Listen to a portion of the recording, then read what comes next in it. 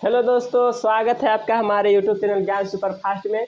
तो जैसा कि हम लोगों ने कल प्रॉमिस किया था कि हम लोग आपके लिए छोटा छोटा जो करके बड़े बड़े क्वेश्चन को छोटा करके और कुछ जीके के जो पोर्शन होते हैं उसको हम लोग आपके सामने लाते रहेंगे।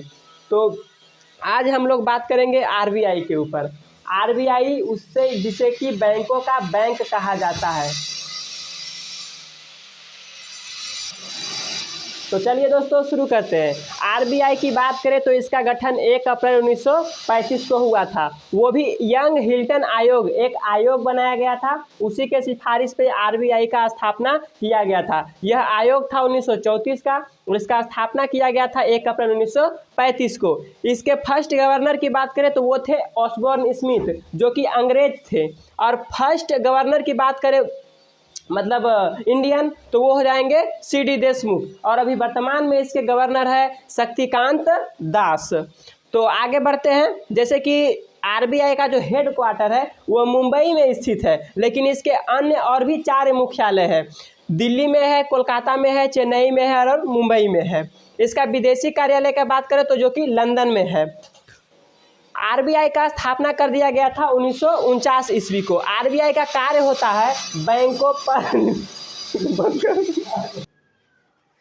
तो दोस्तों आरबीआई का राष्ट्रीयकरण 1949 ईस्वी को हुआ था। और आरबीआई की बात करें तो इसे बैंकों का बैंक कहा जाता है, इसलिए ये सभी बैंक, जितने भी इंडिया के जितने सारे बैंक हैं, सब पर नियंत्रण करता है।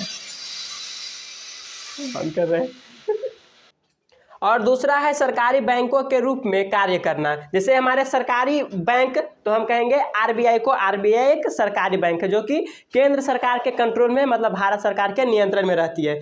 आरबीआई का कार्य, एक और कार्य है नोटों का निर्गमन करना, मतलब कि नोट का छपाई करना। आगे बात करते हैं तो आरबीआई का लेखा वर्ष जैसे हम लोग शुरू करते हैं 1 जनवरी से लेकर 31 दिसंबर तक, तो उसी प्रकार आरबीआई शुरू करता है 1 जुलाई से लेकर 30 जून तक। आगे बात करते हैं आरबीआई के मौद्रिक नीति के तहत इसमें आता है एमएसएफ, आरआर मतलब repo rate, reverse repo rate, SLR और सीआरआर और बैंक रेट आता है मौद्रिक नीति के तहत। इन्हीं सब नीतियों के तहत सारे बैंक काम करते हैं। आरबीआई का नोट छपाने का जो प्रणाली है वो न्यूनतम आरक्षित प्रणाली पर है कि कितना हमें मिनिमम से मिनिमम नोट छापना है, ज़्यादा तो नोट नहीं छपाया है, उसका ध्यान रखना है। बात करें आरबीआई के प्रिंटिंग प्रेस की, जो कि आरबीआई के नियंत्रण में है। वैसे हमारे देश में 4 प्रिंटिंग प्रेस है जहां पे नोटों की छपाई होती है। तो उसमें दो देवास और नासिक का है जो सेंट्रल के कंट्रोल में, मतलब भारत सरकार के कंट्रोल में है, और हैदराबाद और शाहबादी का आरबीआई के कंट्रोल में है।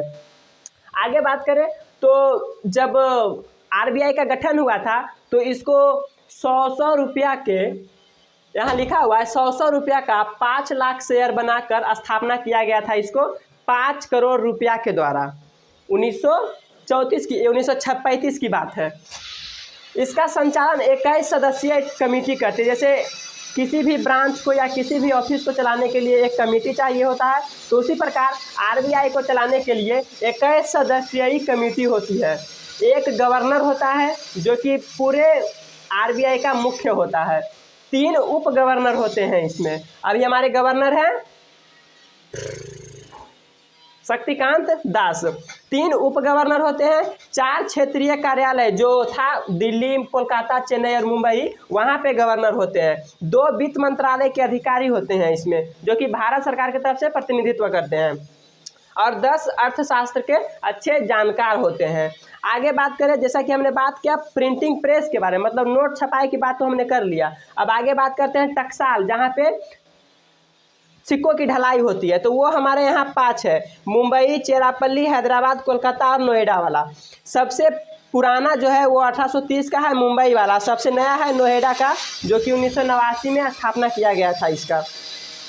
आगे बात करें दोस्तों, जो भारत रत्न मिलता है हमारे देश में सबको, जो मेडल मिलते हैं हमारे सेना को, वो बनता है हमारे यहाँ कलकत्ता के जो मिंट है वहाँ बनता है कलकत्ता में। और बात करें तो 1 रुपया का जो नोट होता है उस पर वित्त सचिव का हस्ताक्षर होता है, और जितने भी उससे 1 रुपया से ऊपर के जितने भी होते हैं सब पे गवर्नर का हस्ताक्षर होता है। सो दोस्तों आपका ये सेशन अच्छा लगा होगा तो